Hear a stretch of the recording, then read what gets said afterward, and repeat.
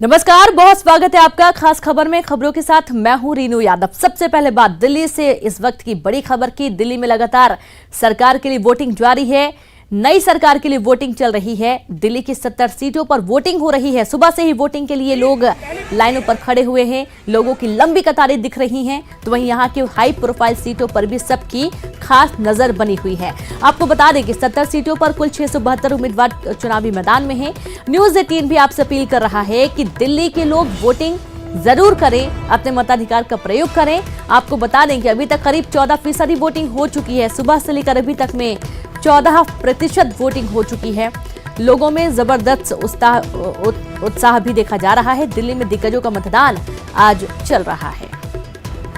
तो देखिए ये तस्वीरें, जहां विदेश मंत्री, बीजेपी सांसद और बीजेपी नेता, राष्ट्रीय महासचिव बीजेपी के भी पहुंचे हुए हैं अपने मताधिकार का प्रयोग करने। किस तरीके से दिल्ली में दिग्गजों ने भी मतदान किया।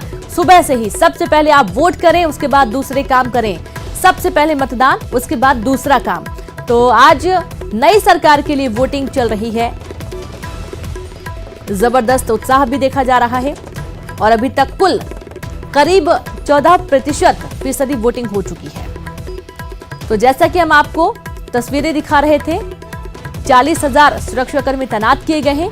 निष्पक्ष चुनाव हो। दिल्ली में करीब 1.47 करोड़ मतदाता हैं,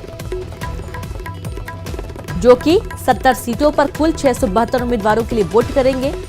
न्यूज़ 18 आपसे अपील कर रहा है कि आप भी निकलें घर से बाहर, अपने मताधिकार का प्रयोग करें और इस बड़े पर्व पर अपनी सहभागिता निभाएं। तो बीजेपी और आप के बीच में कांटे की टक्कर। यहां पर कांग्रेस भी अपना भाग आजमा रही है, क्योंकि जिस तरीके से अन्य राज्यों में कांग्रेस को जीत हासिल हुई है, कई राज्यों में बंपर जीत हासिल हुई है, प्रचंड जनादेश मिला है। इसके चलते दिल्ली में भी कांग्रेस को उम्मीद है कि उनकी सीटों पर इजाफा होगा, इनकी सीटों को लेकर। और आप और बीजेपी के बीच में मुख्य कांटे की टक्कर है, जहां आपकी पूरी कोशिश है सरकार आगे भी चलाने की, तो वहीं बीजेपी की कोशिश है कि देश की राजधानी दिल्ली में भी उनका कब्जा हो, दिल्ली में बीजेपी की सरकार हो। और इसके चलते धुआंधार प्रचार किए गए हैं। मध्य प्रदेश, छत्तीसगढ़ से भी स्टार प्रचारक पहुंचे थे, जहां पूर्व सीएम शिवराज सिंह चौहान बीजेपी के पक्ष में वोट मांगने की अपील कर रहे थे, लगातार चुनावी सभाएं कर रहे थे। ठीक इसी तरीके से पूर्व सीएम रमन सिंह छत्तीसगढ़ के भी पहुंचे हुए थे दिल्ली, जो कि भाजपा के प्रत्याशी के पक्ष में वोट डालने की अपील कर रहे थे। लेकिन कांग्रेस भी यहां पर दम दिखाती हुई नजर आई। तो वहीं आपके भी कई दिग्गज जो कि दिल्ली की हर गली मोहल्ले में पहुंचे हैं और आपको वोट डालने की अपील की गई है। सोशल मीडिया से लेकर गली चौराहों तक लोग पहुंचे, कार्यकर्ता पहुंचे आपके।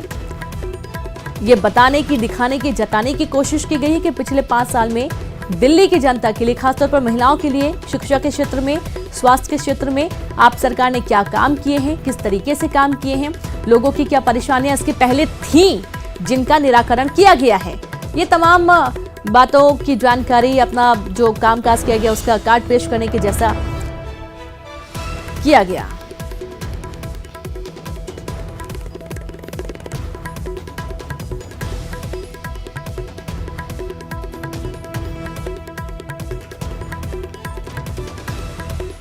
तो बड़े नामों में करारी जंग है, कांटे की टक्कर आप और बीजेपी के बीच में चल रही है। और चलिए दिल्ली का हाल जानते हैं। दिल्ली में अभी किस तरीके से वोटिंग चल रही है, कितना प्रतिशत, जैसा कि करीब 14% अभी वोटिंग हो चुकी है। जबरदस्त क्रेज तो है ही। और सीधे चलिए रुक करते हैं, संवाददाता अशरफ जुड़ गए हैं। अशरफ, जबरदस्त उत्साह देखने को मिल रहा है। ठंड बहुत ज्यादा है, लेकिन उसके बावजूद जो मतदाता हैं वो बड़ी संख्या में पहुंचे हैं मतदान करने के लिए। आपसे जानना चाहेंगे पोलिंग बूथों के बाहर किस तरीके के नजारे इस वक्त देखने को मिल रहे हैं।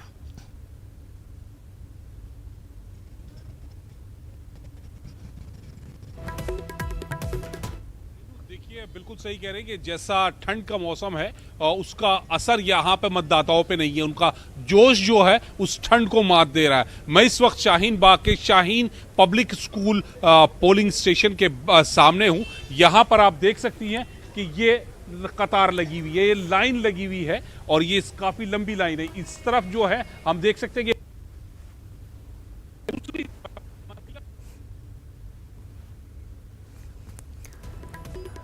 तो देखा आपने, लंबी लाइन लगी हुई है। फिर से बात करने की हालांकि अशरफ से कोशिश करेंगे, लेकिन जैसा कि ठंड बहुत ज़्यादा है दिल्ली में, लेकिन इस ठंड में भी जो ऊर्जा है वो देखते ही बन रही है मतदाताओं में, खासतौर पर क्योंकि पहुंचे हुए हैं, बड़ी बड़ी लंबी लाइनें लगी हुई हैं और इस बीच में किसी को समझाने की जरूरत नहीं है। दिल्ली की जनता इतनी ज्यादा जागरूक है कि खुद ब खुद सुबह से ही पहुंच रही है वोट डालने के लिए। लेकिन फिर भी न्यूज़ 18 आपसे बार बार ये अपील करता है, सारे काम बाद में, पहले मतदान करें, अपने मताधिकार का प्रयोग करें। दिग्गजों ने भी वोट डाला, जाके सुबह से ही पहुंचे अपने मताधिकार का प्रयोग करने के लिए। एक एक वोट बहुत कीमती है नई सरकार के लिए, और आपका एक एक वोट तय करता है कि कौन सी सरकार आएगी और कौन सी सरकार जाएगी, किस पार्टी के सर में सेहरा सजना है जीत का, किसे हार का सामना करना है, ये तो परिणाम के बाद पता चलेगा। लेकिन इस महापर्व पर आपकी भागीदारी कितनी है, आपकी सहभागिता कितनी है, आप किस तरीके से इस महापर्व को मना रहे हैं, ये देखते ही बनता है। अन्य लोगों को भी इससे प्रेरणा मिलती है और जरूरत है कि आप बढ़ चढ़कर वोट करें, अपने आसपास के लोगों को भी जागरूक करें।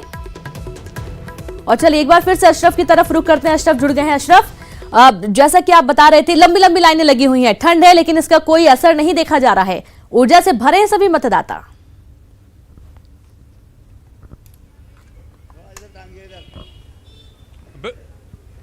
जी बिल्कुल रेनू, यही हाल है।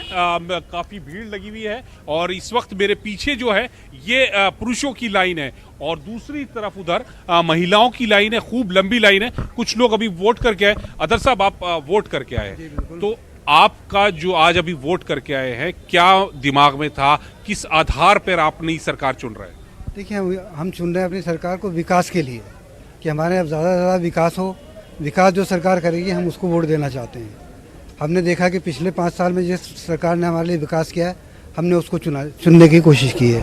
आप विकास की बात कर रहे हैं, लेकिन शाहीन बाग पिछले 2.5 महीने से दूसरे मुद्दों के लिए वो अपने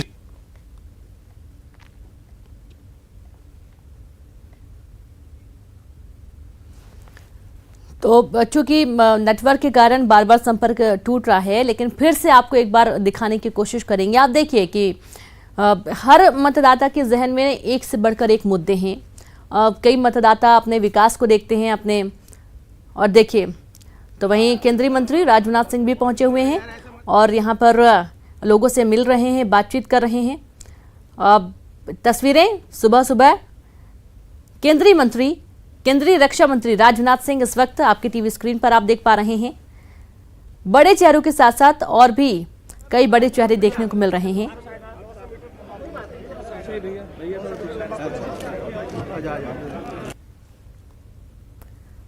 तो दिल्ली के दिल में क्या है ये तो परिणाम के बाद पता चलेगा, लेकिन फिर भी दिल्ली का दंगल किसका करेगा मंगल, ये देखना होगा। और मौजूदा बहुत सारे मुद्दे हैं दिल्ली में। जिस तरीके से पिछले 2 महीने से शाहीन बाग में लगातार धरना प्रदर्शन जारी है, कई बड़े मुद्दे हैं जो केंद्र सरकार ने फैसले लिए, उनका विरोध हो रहा है। विरोध के चलते कई जगह हंगामे की स्थिति बनी है, कई जगह धारा 144 लगानी पड़ी है। यहाँ तक कि हालात ऐसे हैं कि अभी भी यूनिवर्सिटीज़ में बच्चे डरते हैं, घरों से अभी वापस नहीं आए हैं। जो पढ़ाई है वो पहले की जैसे अभी शुरू नहीं हो पाई है और इसके चलते कहीं ना कहीं लोगों के अंदर एक रोष है। रोष इस बात का है कि दिल्ली की जनता शांति से रहना चाहती है, विकास चाहती है, पढ़ना चाहती है, लेकिन इन सारे मुद्दों में उनको उलझा दिया जाता है। और दिल्ली से ही बड़ी खबर, अलका लांबा ने अपना आपा खो दिया। जी हां, पोलिंग बूथ पर आप कार्यकर्ता को उन्होंने थप्पड़ मार दिया। चांदनी चौक से कांग्रेस प्रत्याशी अलका लांबा और आप कार्यकर्ता के बीच बहस हुई, पुलिस ने बीच बचाव किया। आपको तस्वीरें भी दिखाएंगे जहां पर अलका लांबा का एक गुस्से वाला वीडियो सामने आ रहा है, जहां पर पहुंची हुई थी वो अपना पोलिंग बूथ पर वोट डालने के लिए। और देखिए अजीब सा ये वीडियो है। अब अलका लांबा का एक अलग ही किरदार यहां पर नजर आ रहा है। हालांकि अलका लांबा जब भी कहीं जाती हैं अपने बयानों से, अपने तीखे बयानों से वो जानी जाती हैं और जब भी वो अपना पक्ष रखती हैं तो बहुत ही दमदारी के साथ रखती हैं। लेकिन ये दमदारी उनकी जिस वक्त अभी वीडियो में आप देखे हैं वो कहीं ना कहीं आपा खोने जैसी है। अलका लांबा किस बात को लेकर आपा खो गई हैं? पोलिंग बूथ पर उन्होंने आपके कार्यकर्ता को थप्पड़ क्यों मार दिया? चांदनी चौक से कांग्रेस प्रत्याशी अलका लांबा और आप कार्यकर्ता के बीच बहस हो गई। पुलिस ने बीच बचाव करने की कोशिश की, लेकिन इस दौरान काफी हंगामे की स्थिति बन गई। पोलिंग बूथ के बाहर का ये पूरा नजारा है, देखिए अलका लांबा जा रही हैं। ऐसा क्या होता है कि अलका लांबा दमदारी के साथ एक थप्पड़ जड़ देती हैं आपके कार्यकर्ता को और बहुत ही गुस्से में नजर आती हैं। पुलिस मौके पर पहुंची, देखिए पुलिस तुरंत आती है बीच बचाव करने। क्या आखिरकार ऐसी क्या स्थिति बन गई कि अलका लांबा ने थप्पड़ मार दिया? अब ये पूरा मामला तो हालांकि जांच का विषय है कि ऐसा क्या हुआ था कि अलका लांबा आपा खो गई और उन्होंने थप्पड़ मार दिया। चांदनी चौक से कांग्रेस प्रत्याशी अलका लांबा और आप कार्यकर्ता के बीच बहस हुई और इस बहस के दौरान अलका लांबा ने तमाचा मार दिया।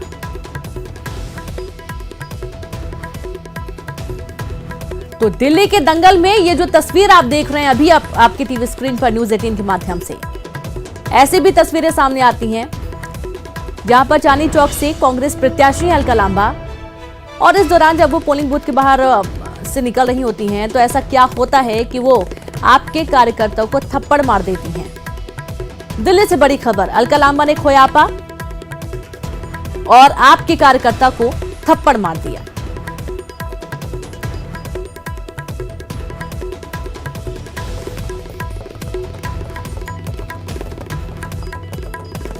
तो कांग्रेस जहां अपनी बढ़त बनाने की कोशिश में, वहीं कांग्रेस से चांदनी चौक से प्रत्याशी अलका लांबा कांग्रेस की प्रत्याशी हैं।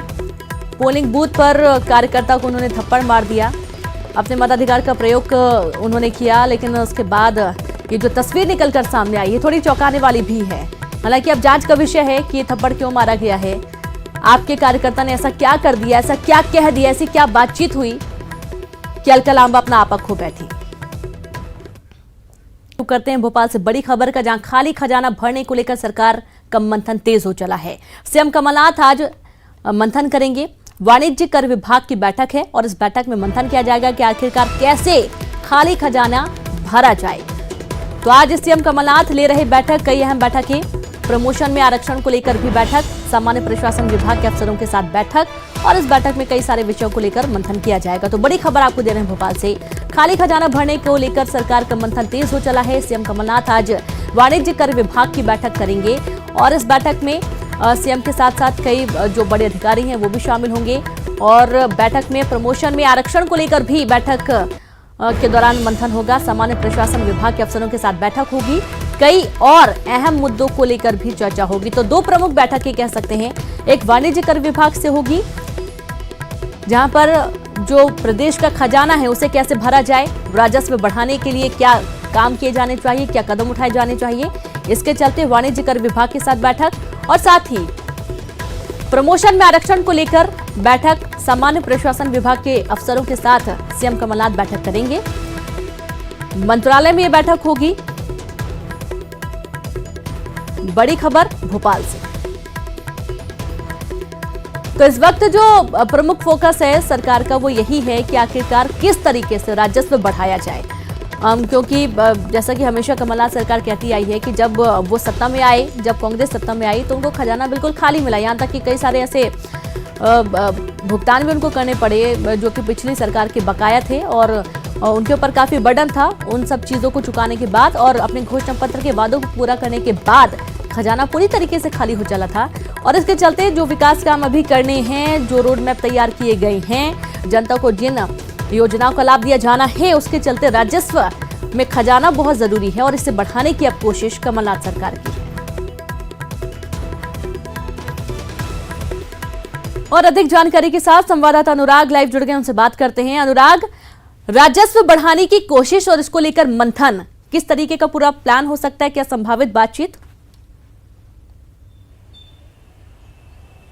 देखिए रीनू, वाणिज्य कर विभाग की अहम बैठक दोपहर 1 बजे होना है, जिसमें मुख्यमंत्री कमलनाथ इस बात को लेकर अफसरों के साथ मंथन करेंगे कि किस तरीके से राजस्व बढ़ाया जाना है और नए साल को लेकर किस तरीके के टारगेट होंगे और अभी तक सरकार को कितनी आय हुई है, चाहे वो पेट्रोल डीजल पर वेट बढ़ाए जाने का मामला हो या फिर दूसरे तरह के टैक्स से सरकार को कितनी आमदनी हुई है। इन तमाम मुद्दों को लेकर चर्चा की जाएगी और साथ ही अगले साल को लेकर किस तरीके के टारगेट फिक्स करना है, क्योंकि खबर इस बात को लेकर भी निकल कर आ रही है कि शराब नीति में सरकार एक बार फिर बड़ा बदलाव करने जा रही है और उसके तहत अब जो शराब के ठेके हैं वो 1 साल नहीं बल्कि 2 साल के लिए दिए जाने का प्लान सरकार तैयार कर रही है। तो ये एक अहम बैठक होगी जिसमें मुख्यमंत्री कमलनाथ राज्य सरकार का आय के स्रोत किस तरीके से विकसित किए जाएं और किस तरीके से आय को बढ़ाया जाए, इन तमाम मुद्दों को लेकर मंथन करेंगे। लेकिन एक और अहम बैठक मुख्यमंत्री कमलनाथ इस समय मंत्रालय में कर रहे हैं जिसमें जल निगम से जुड़े हुए करीब 8,000 करोड़ रुपए के टेंडर को लेकर ये बोर्ड की बैठक हो रही है और इसमें जो तमाम टेंडर व्यवस्था के तहत सरकार को मिले थे उन पर सरकार अपनी मोहर लगा सकती है, जिसके तहत पेयजल से जुड़े हुए तमाम योजनाएं धरातल पर उतारने के लिए काम शुरू हो सकता है। तो ये 2 अहम बैठक है जो मुख्यमंत्री कमलनाथ करने वाले। लेकिन इसके अलावा एक और अहम बैठक है जो प्रमोशन में आरक्षण को लेकर मुख्यमंत्री सामान्य प्रशासन विभाग के अफसरों के साथ बैठक करेंगे। सुप्रीम कोर्ट का एक बड़ा फैसला आया है जिसके तहत ये कहा गया है कि आरक्षण के लिए कोई भी किसी राज्य सरकार को बाध्य नहीं कर सकता है, मजबूर नहीं कर सकता है। और यदि हम मध्य प्रदेश की बात करें तो मध्य प्रदेश सरकार सुप्रीम कोर्ट में एक याचिका लगा चुकी है और इस बात की मांग लगातार कर रही है कि प्रदेश में प्रमोशन में आरक्षण की व्यवस्था को लागू करने के लिए सुप्रीम कोर्ट अनुमति दे। और जब तक सुप्रीम कोर्ट का फैसला इस मामले को लेकर नहीं आ जाता है तब तक सशर्त किस तरीके से प्रमोशन दिया जा सकता है उस व्यवस्था को अमल में लाने की अनुमति दी जाए। तो कुल मिलाकर प्रमोशन में आरक्षण की व्यवस्था को लेकर भी मुख्यमंत्री कमलनाथ आज अफसरों के साथ बैठक करेंगे, क्योंकि बीते 4 साल से प्रमोशन में आरक्षण नहीं हो पाने के कारण कई कर्मचारी और अधिकारी लगातार आंदोलन कर रहे हैं और इस बात की मांग कर रहे हैं कि उनको शर्त के साथ ही जो है प्रमोशन दिया जाए। तो किस तरीके से इस व्यवस्था को सरकारी व्यवस्था में लागू किया जा सकता है, इन तमाम मुद्दों को लेकर मुख्यमंत्री आज अफसरों के साथ बैठक करने वाले। चलिए, बिल्कुल अनुराग, बहुत बहुत शुक्रिया जानकारी के लिए। तो देखना होगा कि इस बैठक में मंथन के दौरान किस तरीके का प्लान तैयार होता है, शराब नीति में क्या बदलाव किए जाएंगे, वो भी अपने वचन पत्र को याद करते हुए। एक और अहम खबर, इंदौर शहर ने अब एक कदम आगे बढ़ा दिया है। इंदौर देश की पहली साइलेंट सिटी ऑफ इंडिया बनने जा रहा है।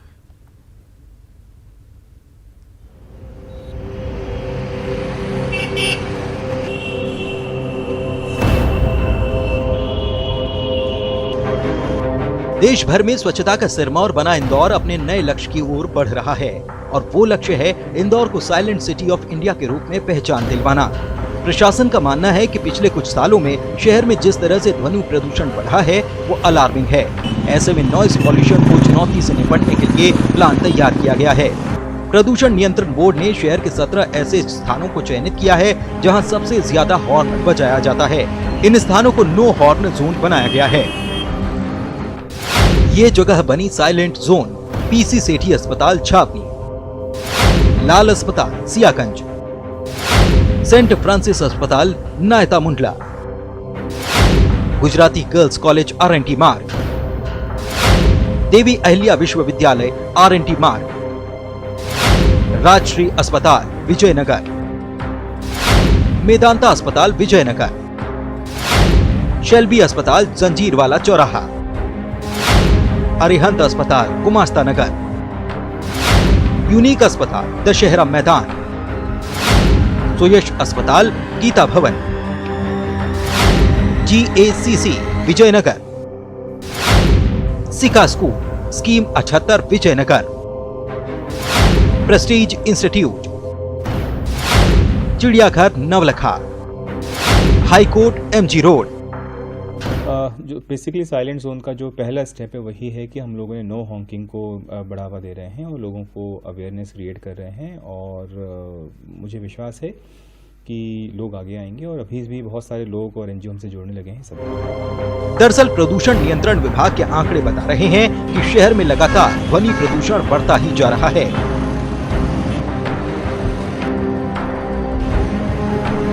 साफ सफाई में अभी ऑलरेडी काफ़ी अच्छा हो गया है and I believe silent city of Indore का आइडिया भी बहुत अच्छा है, क्योंकि मोस्टली यही होता है रेड लाइट पे लोग हॉर्न बजाते रहते हैं विच इज़ क्वाइट यूजलेस और उससे नॉइस पोल्यूशन एंड ऑल भी बहुत होता है। नॉइस पोल्यूशन बढ़ता है शहर में। ज़्यादातर लोग अगर नॉइस बेफिजूल यूज़ करते हैं, हॉर्न बजाते हैं, तो उसके लिए पोल्यूशन भी बढ़ता है। साथ ही साथ अगर कोई बुजुर्ग व्यक्ति आगे जा रहे हैं तो उनको भी दिक्कत होती है। अभी देखिए कितना नॉइस हुआ, अगर जैसे कि ट्रैफिक है भी नहीं लेकिन फिर भी नॉइस पोल्यूशन हो रहा है। लोग बेफिजूल में नॉइस पोल्यूशन यूज़ करते हैं तो नॉइस बढ़ता ही है। अब सबसे ज्यादा ध्वनि प्रदूषण वाले क्षेत्रों में गाड़ियों के तेज हॉर्न पर अंकुश लगाने के लिए ट्रैफिक पुलिस को निर्देश दिए गए हैं। ये साइलेंस जोन एक बहुत ही अभूतपूर्व प्रयोग है। जैसे कि हम स्वच्छता में नंबर 1 पे लगातार 3 बार हैं, ट्रैफिक में 2 बार नंबर 1 पे हैं, इसी प्रकार अगर हमने साइलेंस जोन को बना लिया तो हम बहुत बड़ा अचीवमेंट है ये। इसके लिए जो यातायात का मुख्य पार्ट है इसमें वो है हार्न। हार्न मतलब जो वाहनों में हार्न लगे हैं एक निश्चित डेसिबल के रहते हैं उसमें, और कंपनी द्वारा मानक स्तर के 80 डेसिबल के इसमें हार्न लगाए जाते हैं। और ये हार्न इस तरीके से रहते हैं, बजाए जाते हैं, इनका जो ध्वनि रहती है वो ध्वनि की वजह से नॉइस पॉल्यूशन या ध्वनि पॉल्यूशन नहीं होता है। मगर कुछ लोगों ने इसको लगातार बजा के और हमारा जो इंदौर में पॉल्यूशन फैला रहे, नॉइस पॉल्यूशन फैला रहे हैं, उससे हवा प्रदूषित हो रही है। तो एक अच्छा कदम है शासन प्रशासन की तरफ से कि हम इसको बंद करें और इसको नो साइलेंस जोन बनाएं। बहरहाल साल 2021 तक इंदौर को साइलेंट सिटी ऑफ इंडिया बनाने का लक्ष्य रखा गया है। उम्मीद है इंदौर इस मायने में भी कामयाबी के झंडे जरूर गाड़ेगा। अरुण कुमार त्रिवेदी, न्यूज़ 18, इंदौर, मध्य प्रदेश।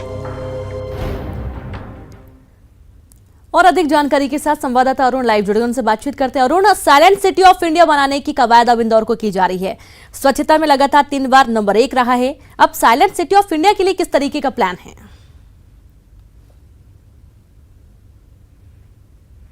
बिल्कुल, देखिए जिस तरह से इंदौर सफाई में नंबर 1 है और अब जिस तरह से ध्वनि प्रदूषण शहर के लोगों के लिए परेशानी का सबब बनता जा रहा है, उसको रोकने के लिए ये नई कवायद शुरू हुई है और इसमें साइलेंट सिटी ऑफ इंडिया बनाया जा रहा है इंदौर को। ये पहली ऐसी सिटी होगी जहां पर ध्वनि प्रदूषण बिल्कुल कम होगा और इसके लिए तमाम प्रयास किए जा रहे हैं। जो तेज आवाज वाले हॉर्न है उन हॉर्न को बजाने पर प्रतिबंध किया जा रहा है, डीजे पर प्रतिबंध लगाया जा रहा है, साथ ही जो ध्वनि विस्तारक यंत्र हैं उन पर भी प्रतिबंध लगाने की बात की जा रही है। तो तमाम जो प्रयास हैं वो सरकार कर रही है और सबसे बड़ी बात यह है कि डीजे वालों की लिस्ट बनाई जा रही है कि जिन जिन के पास डीजे उनकी लिस्ट बनाई जाएगी और उनको ये कहा जाएगा कि आप डीजे नहीं बजाएंगे। जिस तरह की सुप्रीम कोर्ट की गाइडलाइंस है, रात 10 बजे से सुबह 6 बजे तक किसी भी तरह के ध्वनि विस्तारक यंत्र पर रोक है, उसको का भी कड़ाई से पालन किया जाएगा। 17 ऐसी जोन बनाई गई हैं, जो जगह बनाई गई जहां पे लोग हॉर्न नहीं बजा पाएंगे। हम आपको बताते हैं कि 40 से 45 डेसिबल का जो ध्वनि होती है वो आदर्श मानी जाती है, लेकिन इंदौर में 75 से 80 डेसिबल तक ध्वनि प्रदूषण पहुंच गया है, जिससे लोग परेशान हैं और इससे लोगों को न केवल चिड़चिड़ापन, एकाग्रता में कमी और याददाश्त की कमी हो रही है, साथ ही वो अवसाद और कैंसर जैसी बीमारियों से भी ग्रसित हो रहे हैं। इसी सबको ध्यान में रखते हुए अब एक नई पहल की गई है और जिस तरह इंदौर के लोगों का सहयोग सफाई में मिला है, उसी तरह का सहयोग साइलेंट सिटी बनाने भी लोगों का मिलेगा। ये जिला प्रशासन और सरकार का मानना है। यही कारण है कि इंदौर को अब साइलेंट सिटी बनाने की तैयारी है और ऐसा माना जा रहा है कि 2021 तरीके से ये जो पूरा प्लान है तैयार किया गया है, कारगर कितना साबित होता है। बहुत बहुत शुक्रिया अरुण तमाम जानकारी के लिए। और इसी के साथ खास खबर में फिलहाल इतने, एक छोटे से ब्रेक के बाद भी खबरों का सफर लगातार जारी है। नमस्कार।